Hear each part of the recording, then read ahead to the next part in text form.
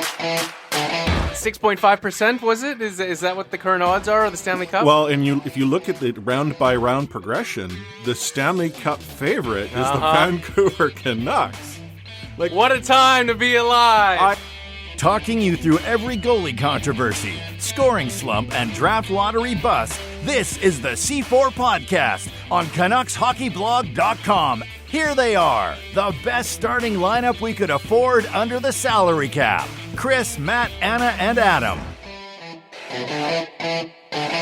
Welcome to another episode of the C4 Canucks Hockey Podcast, brought to you by the Full Press Coverage Network and CanucksHockeyBlog.com. I am Chris, at Lightforce, joined virtually for the second time in a row tonight by Anna Forsyth, A4Forsyth03. Welcome, Anna. Thanks, I'm getting deja vu here. I love how every time you just can't hold it back. You can't, you have to lift the curtain. Every time you have to be like, no, we're doing this for the second time because Anna's internet is busted. Well, I'm not blaming your internet because, honest to goodness, well, okay, we've had this discussion before how when you went to the UK, we had by far the best connection between the two of us since we started doing this virtually. And the fact that you could go to the UK and get a better connection than the one that you have here, which is, only a bridge and a tunnel away from me. Yeah, it's that blasted tunnel, apparently, over the ocean, no problem. But yeah, I don't know. It didn't used to be as bad as this. Yeah. But speaking of great distance, I see that you have returned back into the stratosphere, having had a week since our last show. Yeah, I was definitely floating on cloud nine, thanks to our interview with Frankie. I'm going to use the same line as I used before because the listeners didn't hear it, and say that my life is firmly divided into two eras, the before Frankie interview and after, because that's truly how it felt for me. It was very cool, life ambition realized, then down to earth with a bump, Canucks lose 3 out of 4 games. Hey! Leave it to the Vancouver Canucks to bring us back down to earth. I didn't ask this, in any of the many times we may or may not have already tried to record this show. Did you keep the guest under wraps, or did you let it slip to maybe a few people? I told Annalise from the show, and then whilst Frank was messaging me, whilst I was at the Canucks game, stood next to Nadine. That was the Nashville game. I did show it to her as well, and she was just very confused why he was messaging me on Twitter. Because the two of you were tight. Yeah, so tight. I did tell him that he was good luck because the Canucks scored as he messaged me, but then he didn't think that was true. So, oh well. I'm glad we had him on the show. It was good hearing about his sort of journey through the NHL, what he's going to be up to next, and he definitely has that sort of broadcast, perspective. Eloquent, you see different players who get into different roles after the game, some of which do try to get into TV and radio, and it's okay, you can do it, and you've got perspective, but it's not an area that you're maybe as comfortable in. Whereas with Frank, on the conversation we had with him, and in what I've heard on other radio bits, definitely comfortable and in front of a microphone, which is pretty cool. Yeah. But, speaking of other things that are comfortable in front of a microphone, apparently the Vancouver Canucks front office has been, which has made very uncomfortable times in front of a microphone for their coaching staff and a few other players. The Canucks week that was not the best, but hey, at least there's a positive draw from what occurred over the course of this week. If we go back in era, because the Vancouver Canucks are going to see at least 2 more additions to the Hockey Hall of Fame, maybe 3. Was it announced? I don't know as to what team Louis went in with. Oh, I see. I genuinely thought you were saying that the Sedins went in as one person. Yeah. So instead of getting 2 plaques, it's just one. It's the Sedins, and it just shows a face. Do you go in as a under a team, or do you not just go in? I actually don't know if they do it that way in hockey. I know a lot of North American sports will you go in with a team or wearing a jersey. So. But because Luongo was asked, and he had said Team Canada. Right. Which I was very diplomatic of him. Yeah. But yeah, I mean, But he's very connected to both. yeah. Speaking of Luongo and Daniel and Henrik, it ties into a segue to the fact that we got a voicemail. Did you know we got a voicemail, Anna? I heard a rumor about it. I heard it a couple of times actually tonight, that rumor, but looking forward to hearing it. Hey, Chris and Anna. It's been a while since I called in, so I thought I'd give this speak pipe thing a try. This weekend has been the Hockey Hall of Fame induction weekend, and it's been great seeing Roberto, Henrik, and Daniel being recognized. While I never had the chance to meet any of them, I do have signed photos of Daniel and Henrik from one of the times they wore the Vancouver Millionaires jerseys. I was wondering what some of the things are that you think about as you remember Luongo and the Sedins. I have a couple non-game related things. For the Sedins, I remember they did a commercial for the NHL when they went to dance at a poker night as a pair of Swedish twins. And for Luongo, I remember the bit he did with Schneider for TSN when they were fighting over who was number 1 and who was number 2. I know they're just silly memories, but I get a chuckle whenever I watch them. Thanks for being so mediocre and yet long-lasting. Ian from Saskatoon. Okay, first of all, Ian from Saskatoon, thank you. You are a sure thing to have our call to action when we say, hey, you can drop us a voicemail. If you want to be like Ian, it's speakpipe.com/C4 podcast from your computer, from your phone. Just record and we get it and we include it in the upcoming episodes. So long as it's like reasonable. I mean, if it was like Bowman or Stanchion or something like that, they won't make the air. But if it's like, even if it's 10 minutes long, that just means we get to do a shorter episode. So just, I don't know if it lets you record it probably for 10 doesn't. minutes, to be honest. It probably. But if it doesn't, feel free to continue to call back and I'll just stitch them together in production.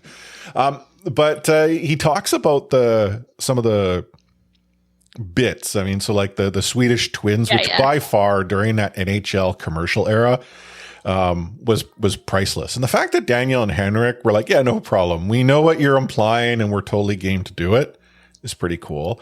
And I had actually forgotten about the Luongo Schneider back and forth. Yeah, that was a lot of fun. The thing 1, thing 2. Was that the one where Luongo tries to run over Schneider with a Zamboni? Yeah, that's a great image, honestly.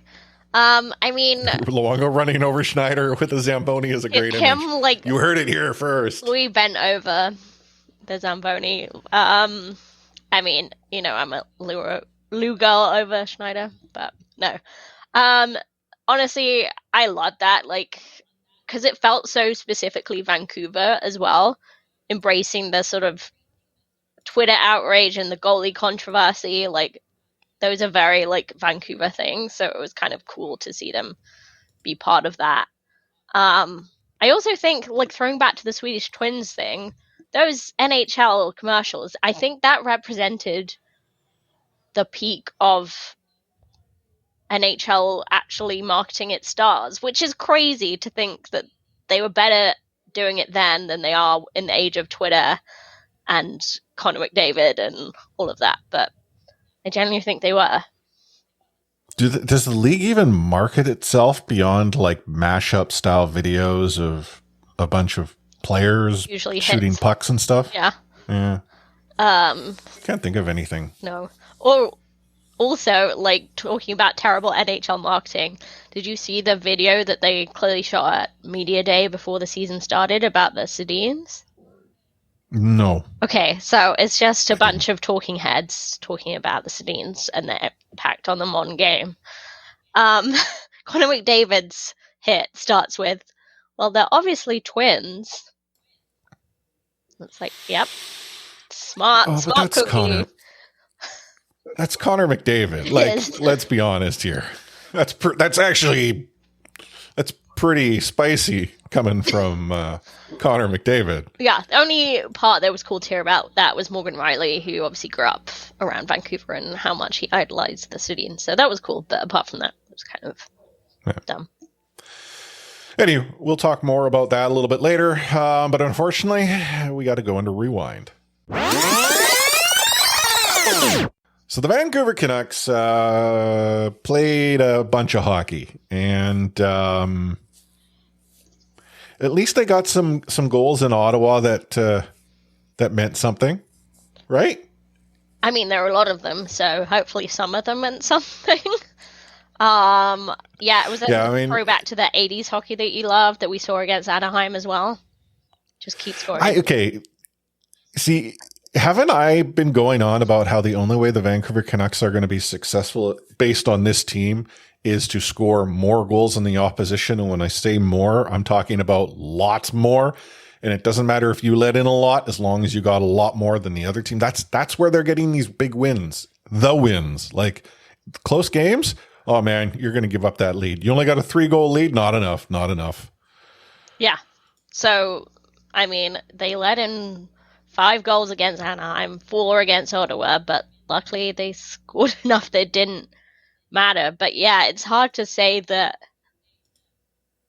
the goaltending from either, Thatcher Demko or Spencer Martin is, maybe you could say it's stealing them games because they're keeping in it just enough and the defense is that bad, but it's certainly not what we've been used to with the goalies continuously bailing out the team.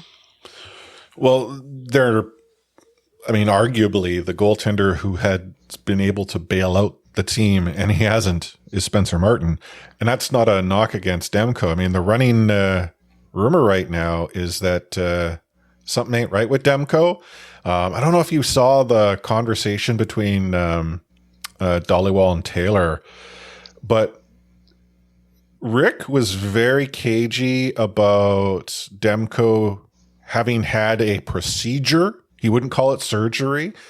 He won't say what it is. It's a private matter, but it's not what we think it is. And like, that's surreal that, I get that an insider, wants to protect what's being said, but like, what is you're implying? You're throwing a whole lot of smoke.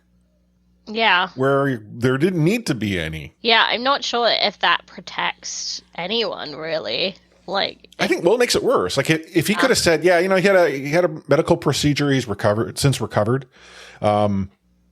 Like if it has nothing, like, there were different ways to go about it, but Rick was doing it, I think, 2 different ways. One, he was trying to like, hey, there's stuff going on behind the scenes, but at the same time, I know, but I can't tell you. And no matter how you ask me, I'm not going to tell you and I'm not going to confirm, but hey, let's just let it go and let's move on. And Taylor was like, no, dog, you can't bring this up and then say move on. That's not how this works. That's the thing. Like, I get it. He's an insider. He has his sources that he wants to protect. But like, if you say something on a Vancouver, like, media show or like sports show, your Vancouver sports show, like, people are gonna, push about it. Yeah, I'm really curious about a lot of the medical kind of stuff going on. Like, a lot of the media and fans kind of suspected OEL wasn't quite healthy. Like, he didn't look 100%, and then he's saying last week or the week before that he's the healthiest he's ever been, which is insane. And I'm like, that's scary. Yeah, those are the reads and the plays you're making when you're 100% healthy. Okay. Yeah, there's been parts where Tyler Myers didn't look 100%, but he's still playing. And yeah, Demko as well. Obviously, there's talk now. So yeah, I don't know. It just like a lot of things with the Canucks, it kind of gives me the heebie-jeebies. Yeah. I have to ask. So the Vancouver Canucks do get the win against the Senators, 6-4. Spencer Martin happens to be in net. Gets himself the second star. Gives up 4 goals. That says a lot about how the Canucks were playing in that game. Montreal, Demko starts that game. Canucks take an L. 5-2 for Montreal. Montreal had this game essentially won throughout. Get yourself to Toronto. Spencer Martin starts. Interesting. I mean, again, it's a back-to-back. Having both goaltenders in is not unusual. It's just interesting that Martin's the one who starts in Toronto, though I guess you could say, well, It's a home game for Spencer with family and whatnot. Canucks get themselves a solid lead that they promptly lose, 3-2 to the Maple Leafs. It was a weird game.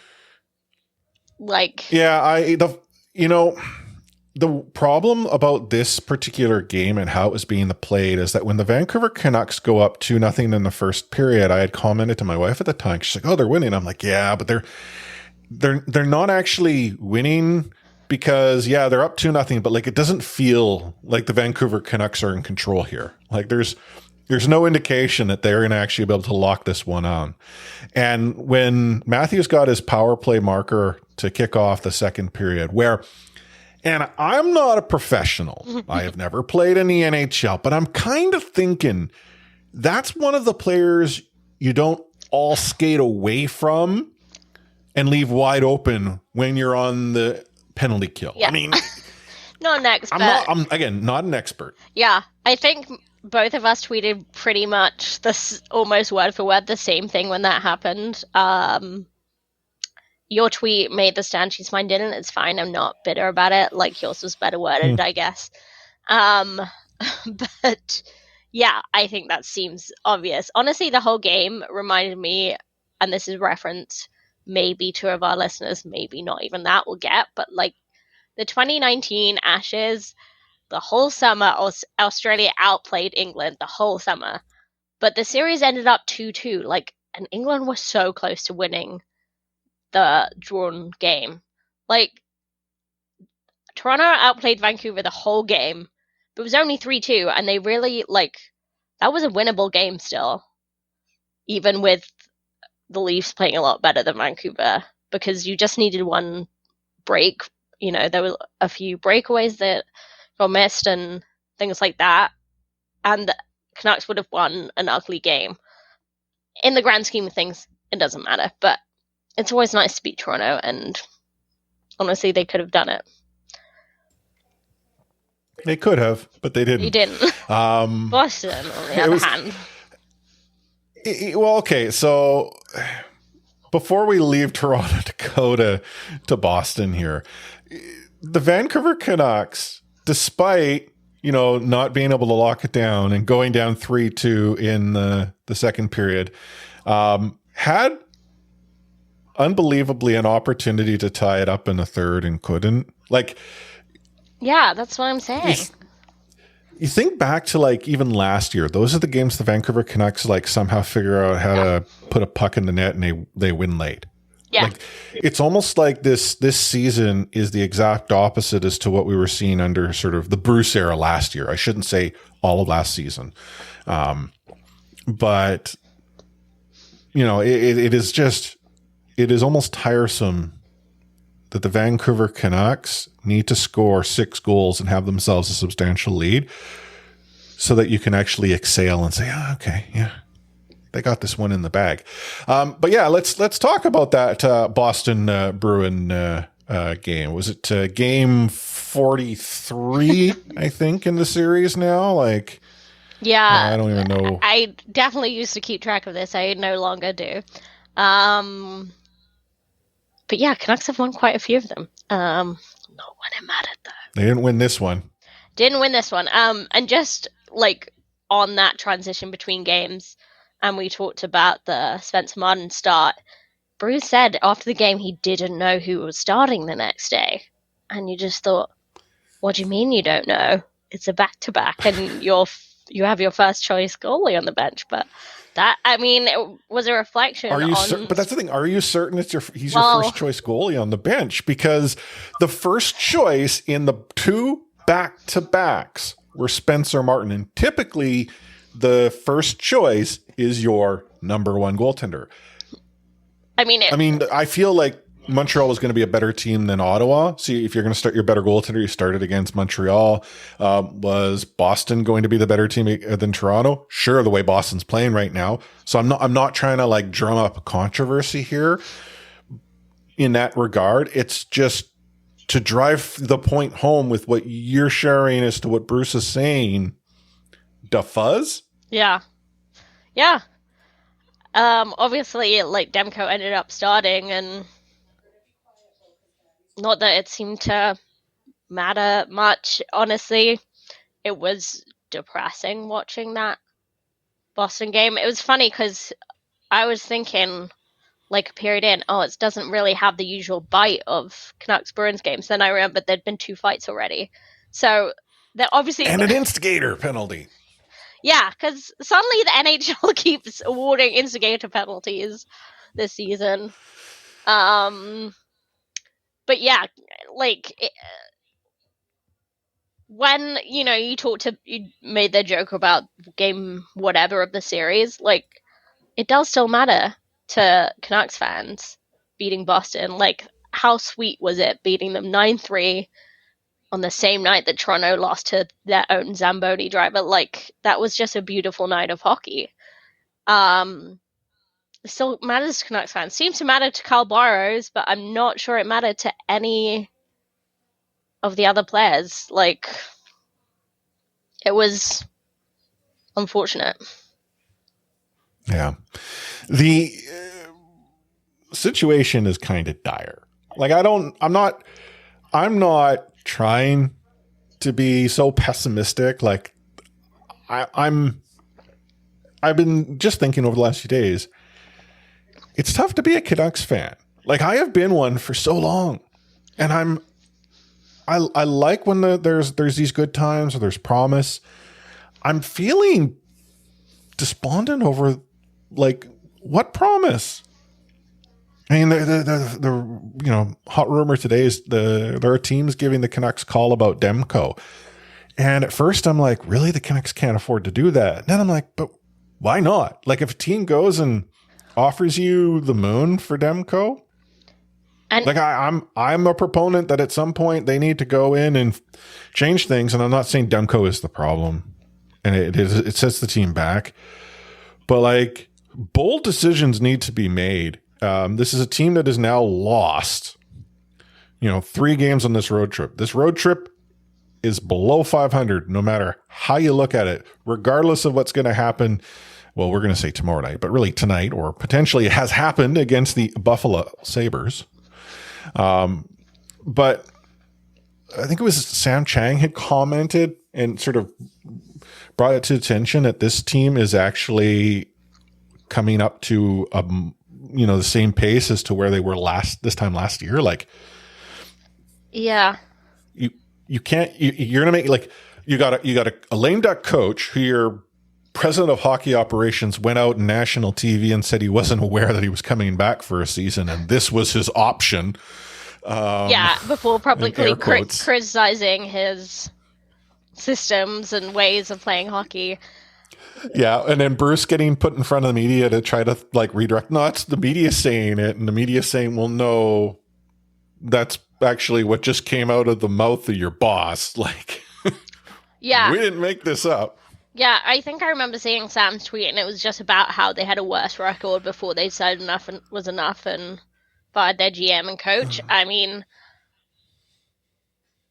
I will say, like, just listening, I can't even remember who I was listening to. We were talking about how, like, Bo Horvat is the only player on the team that can take a face-off. And I was like, yeah, remember when we brought in Manny Malhotra because the team couldn't take face-offs at all?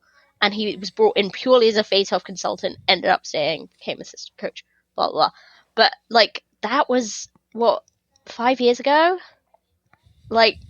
Oh, more than that. Yeah, and we are still where we are, like, with Bo Horvat being the only one who's very good at face-offs, but no one else can take them.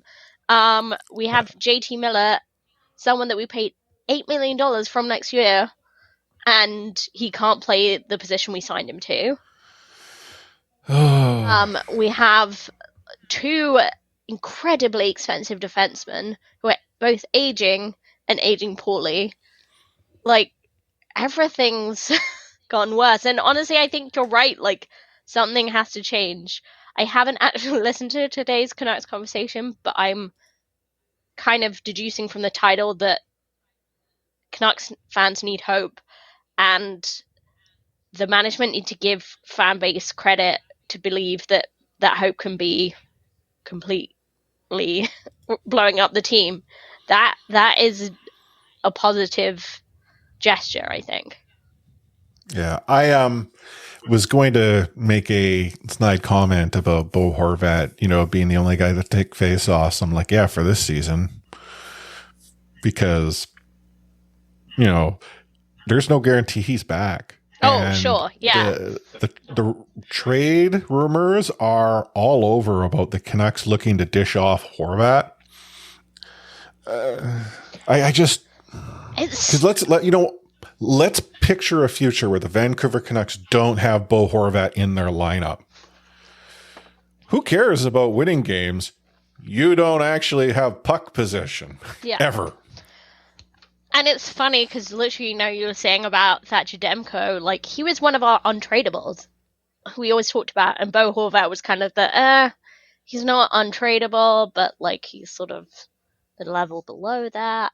But now I'm just like, Bo might be more untradeable. I'm not saying he is, but like I'd sooner kind of put him above Thatcher Demko because I think he's the heart of this team. And if you're gonna structure a rebuild and you want fans to keep engaged, not to mention he's the best player on this team this season, I think you do it around someone like Bo Horvat. I don't want to trade Petey or Quinn. I think, Bo goes before them, but honestly, I think take those 3 players, blow the rest up, and honestly, even Petey and Quinn is going to be difficult to keep, right? Well, Quinn, the keeping of Quinn, we don't have to worry about that problem for a handful of more seasons. Yeah, little problem. Keeping Petey around, though, is going to become difficult pretty darn soon. Yeah, sure, he's an RFA with rights and, the Vancouver Canucks own him. There's no guarantee they own him for more than like a season. Like if you're Petey, you'll have a good indication at the end of this season how next year's going to work out. And things don't get progressively better because let's say in a dark timeline where they lose Bo Horvat and they keep JT Miller and JT Miller doesn't drastically turn things around this season. Like, I don't understand where Petey would decide that this is the team he wants to continue to play for, or at least not take a look at what else might be available within the context of a market. Like, yes, he comes back for one more season, but he's not signing long term. Totally, and cannot blame him. And I'm sure what stopped Canucks rebuilding properly was players like Petey and Quinn and wanting to keep them around. But to me, the reason you got those 2 players, they were picked at number 5 and number 7, and they were steals at number 5 and number 7 in the draft, was because you finished poorly the season before. So if you had committed at that point to say, okay, these are bright young players, we've got to build a future for them, rather than adding veterans. They were building a future. It's just the future was tomorrow. Yeah, exactly. Rather than adding win now veterans when literally, we shouldn't have been trying to win in the first couple of years of their contract. We should have been building for a win in the, going in a positive direction. So they resign. Then, our window would be now. It would be probably have already started. Yeah. But instead, the window has not yet even been installed. It's not closed. It's not possible to open. It simply does not exist. Looking ahead at the rest of the week. So we talk about the fact that the Vancouver Canucks are going to go and get to play the Buffalo Sabres. I, honest to goodness, have no idea how to make anything out of that game. But fortune favors a team coming home to the LA Kings. I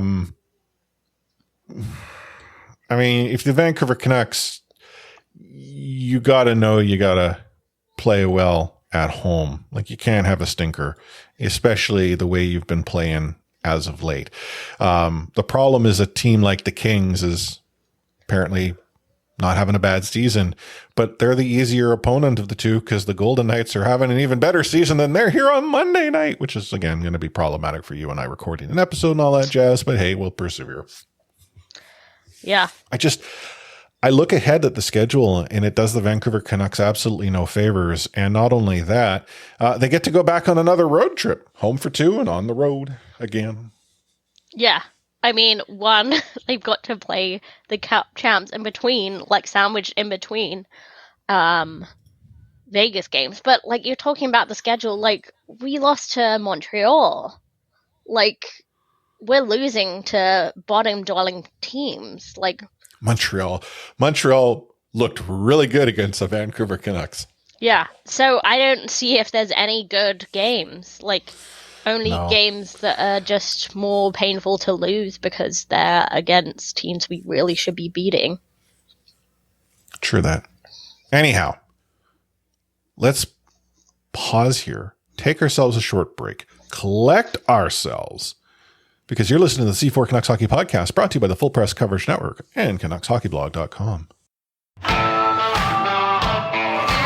Take hitting out of the game. You can't hit anymore, so don't do it. The unsportsmanlike conduct, I want to get an explanation on it. No kidding. Because how do you get suspended for unsportsmanlike conduct? Plus interference. There's no interference there. He had the puck. Now, Madison never ever did that before.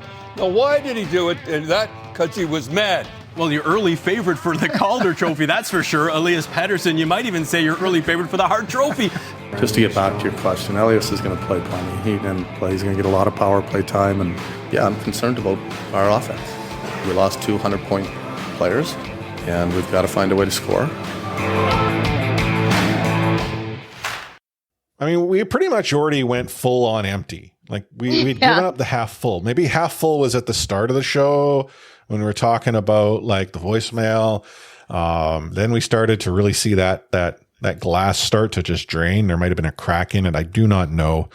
But we're not like we're full empty because not only do you have sort of this lame duck coach, you've got some decisions from a coach who's may or may not be coaching for his career, not his career, his job.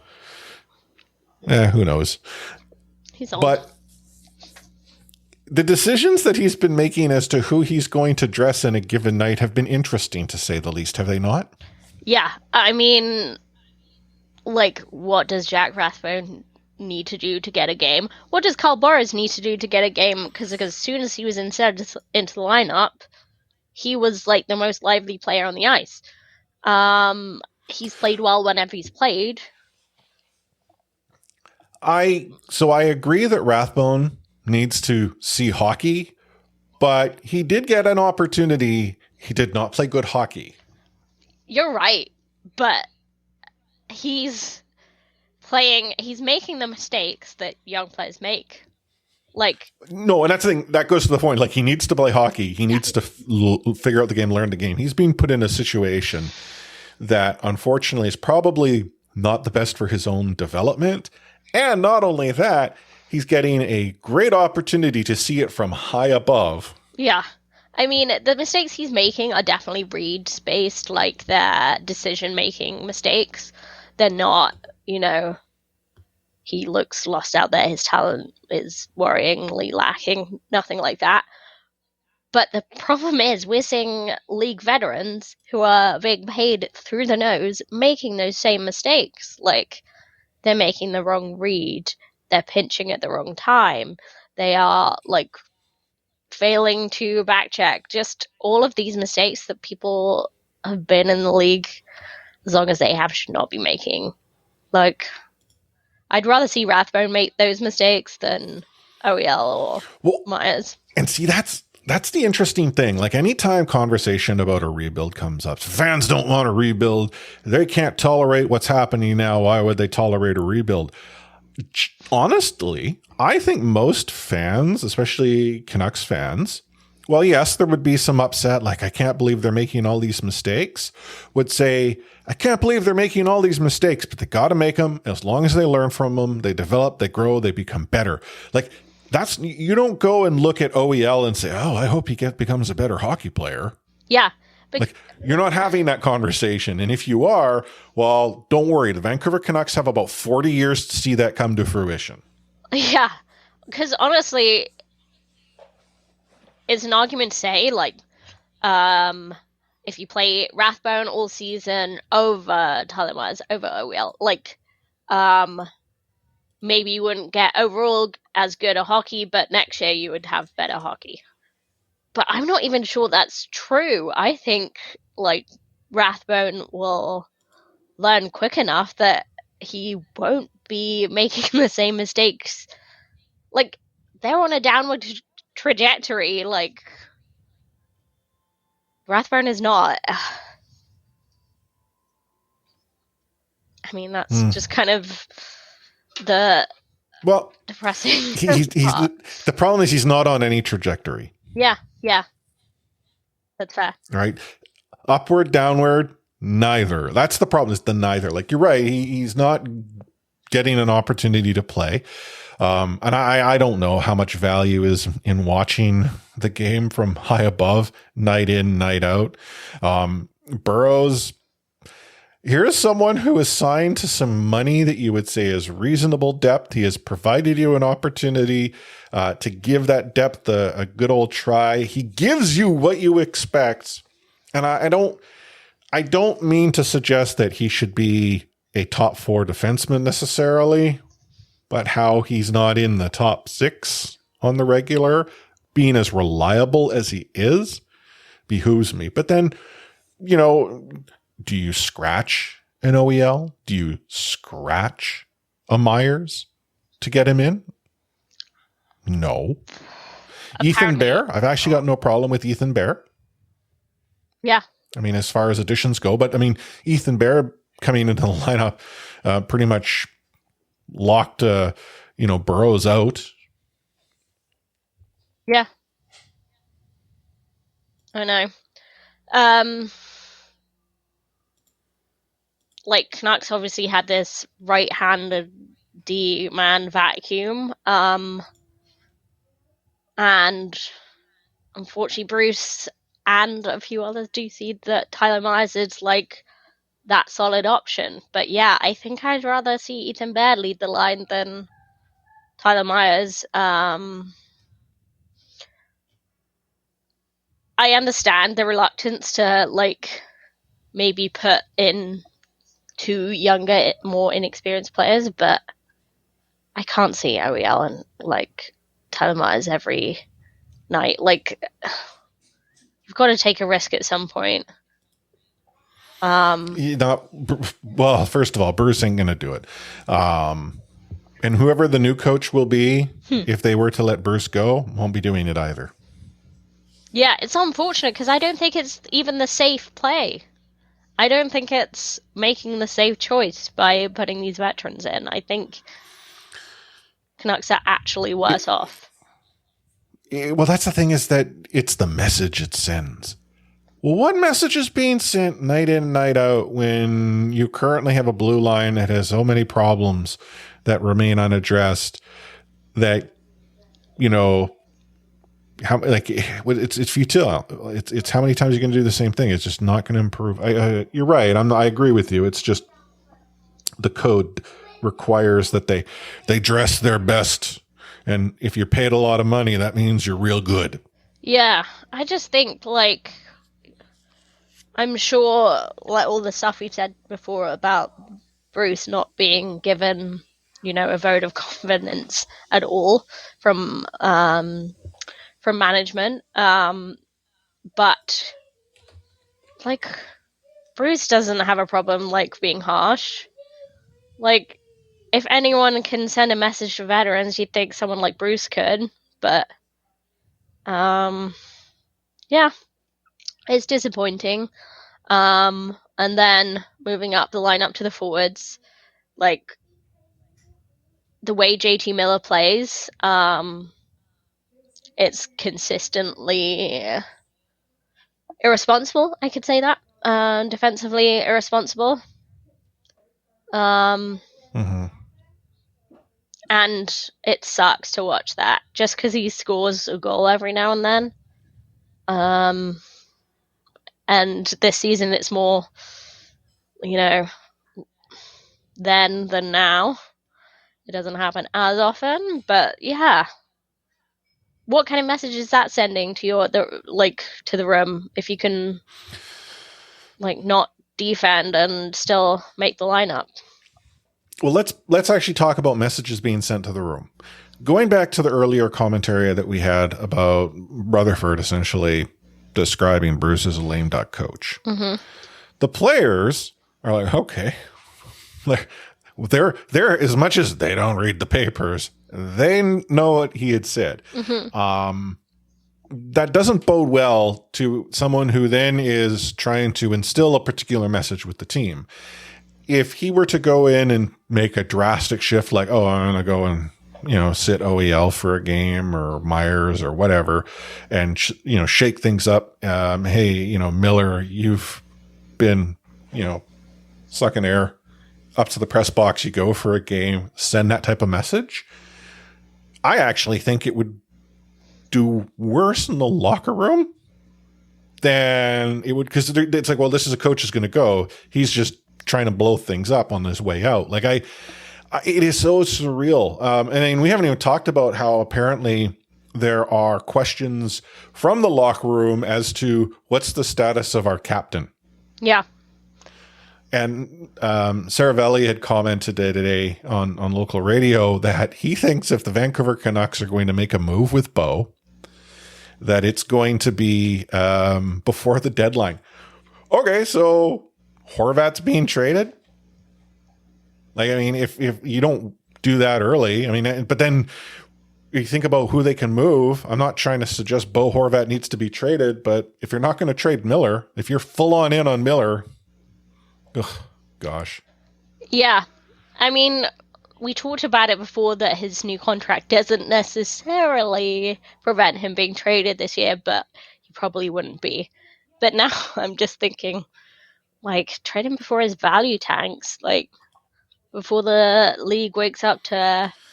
Because he had kind of been this player before, he was never much of a back checker. He just was scoring enough points that it didn't really matter, whereas he's not really now, and the team around him aren't covering for him because Pedersen's not playing the same way. The goalies aren't absolutely rubbing. If there is any truth to the rumor that Miller and Pedersen see the world through very different lenses, mm-hmm. the future for the Vancouver Canucks ain't going to improve if Bo Horvat is the piece that's then taken out of the picture. Yeah, he's like the peacemaker. Yeah. And you're probably right about the sending a message. I think Bruce, if anything, wants to... The best way he can deal with it is create an us and them. And where them being the media, them also being management, but us in the locker room, we're going to win and we're going to stick together. So that sitting veterans might not necessarily go in with that message, but I think it would be a good opportunity to show the team, and not that he cares about the fan base necessarily, but that they're serious. That this is a serious team. I mean, they missed an opportunity like Pearson. Pearson probably should have been scratched too, and now he's injured, so who knows? Dire. I'm thinking we've beat this horse. We really have. Many times. Let's talk about something actually good. Okay. We led off the show. Everyone already knows Daniel, Henrik, and Roberto were inducted into the Hockey Hall of Fame.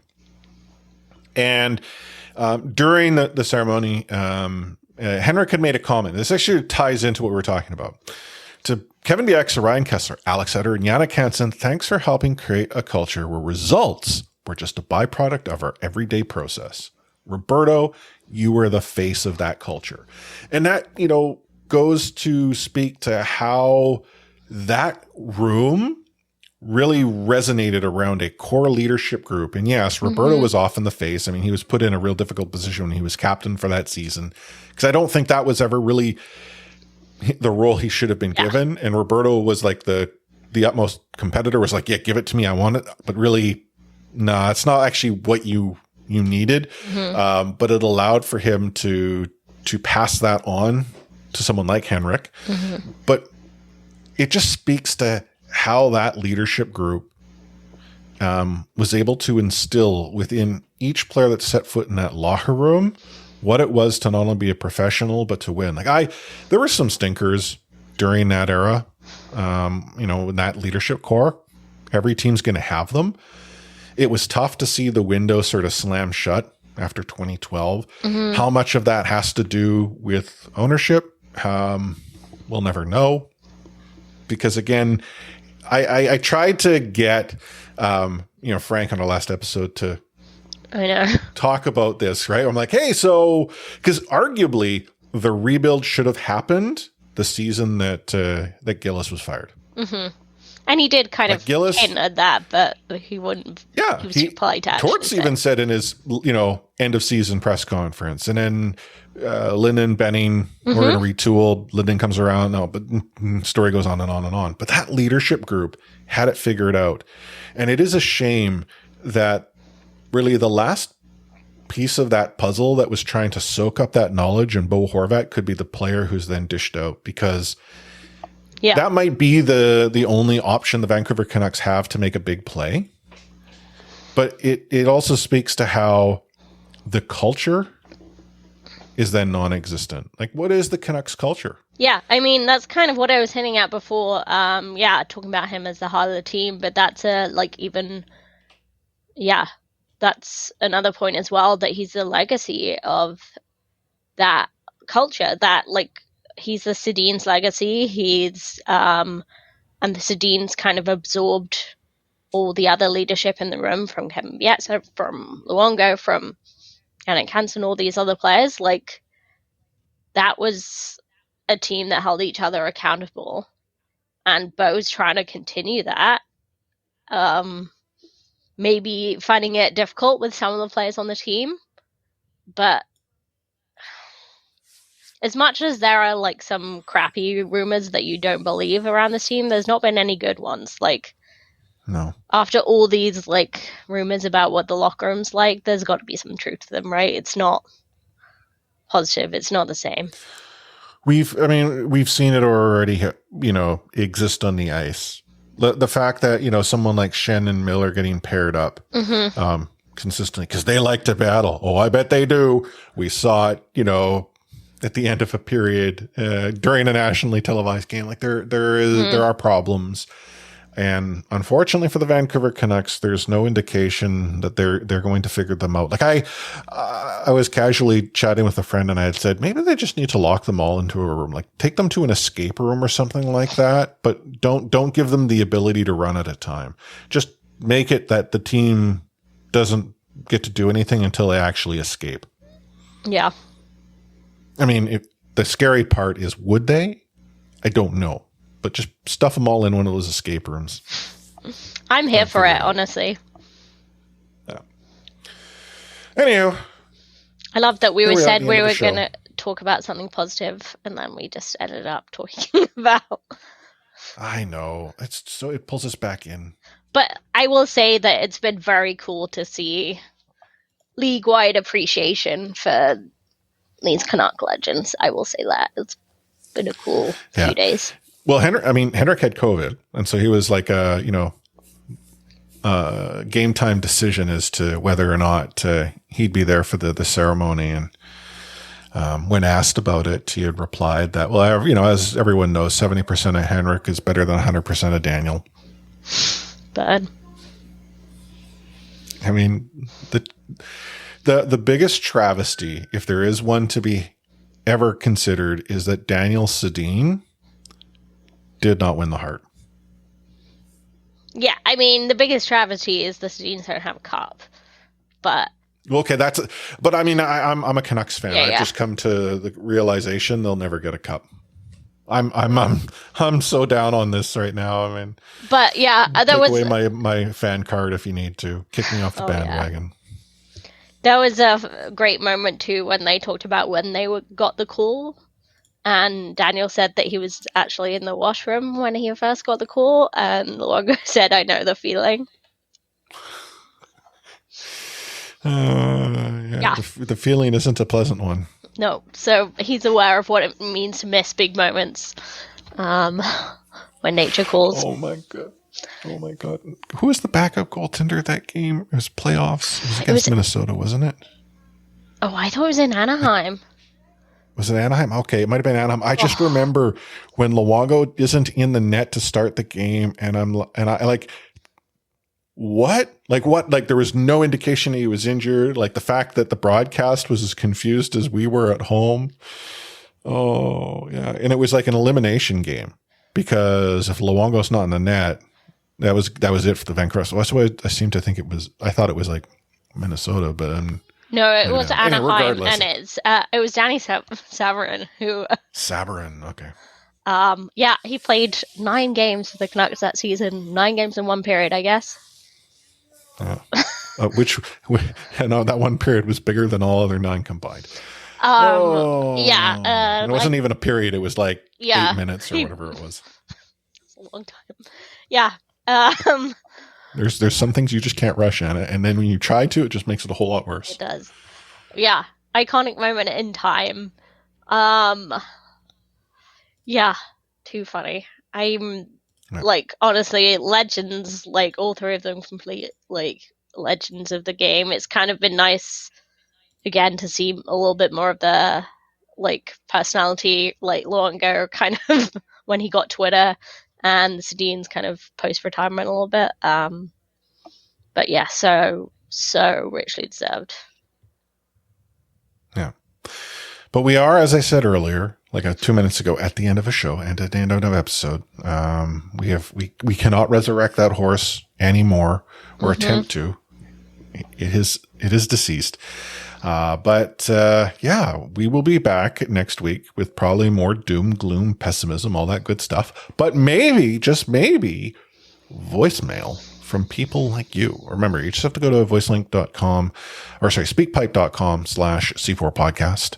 Speakpipe.com/C4podcast. Drop us a note. It can be on your computer. It can be on your phone. It could be Anna's mom dialing in. Could be. Hi, Anna's mom. Hi, Mom. Hashtag be like Ian. We love hearing from you guys. So, and like Ian's was about like the Swedish Twins commercial. Like it can be about. It doesn't have to be like a game report. You know, it can be whatever you want to talk about. As Ian pointed out, we are the best podcast at being mediocre. So yeah, we'll play just about anything except for Bowman and the Stanch. I mean, those two know what they did. They are dead to us. Dead to us. But what final words of wisdom do you have for everyone, Anna? Yeah, I'm deciding whether to reflect on the good or the bad, or the positive or the negative. I will say that, like, we've been negative about this team, and honestly, like, if you're being honest, you would too. But I think that Boston game was the lowest point for me because it seemed like the players didn't care. And I just, like, I can watch Canucks lose every game this season. They're unlikely to, but I can watch them lose a lot of games. I just really would love not to see them lose like that again. See, you have me wondering now, could they have a lower moment? And I kind of think that they got it in them. Yeah, they definitely do. Oh, look at what you did, Anna. You resurrected that horse and we're about to go beat it down again. Okay, I'm gonna say positive things. Remember, it's just a game about hockey. There's a whole lot more that we can enjoy beyond, don't be a dick. Nice. Like, good, no, it's right? perfect. It's a perfect way to end. Nothing further to add. Yeah. But if you have some words of wisdom you'd like to share and you don't want to drop a voicemail to do it, the best place to share those words of wisdom are on C4 Discord, discord.io/C4 podcast, where you can tell when a game is over because Gate 16 lights up with, hey, how's Bernard doing? Did you know he's selling out barns in the dub every game, city he visits? So yeah. Tag for Bedard. As you can see, C4 Discord is feeling the vibe as we are here on the show. And you can follow us online. We're pretty much everywhere at the C4 Podcast, and c4podcast.com is our website, all that jazz. But yeah, on behalf of Anna Forsyth, A403, myself, Chris at Lightforce, signing off this episode of the C4 Canucks Hockey Podcast, brought to you by the Full Press Coverage Network and CanucksHockeyBlog.com with We Out.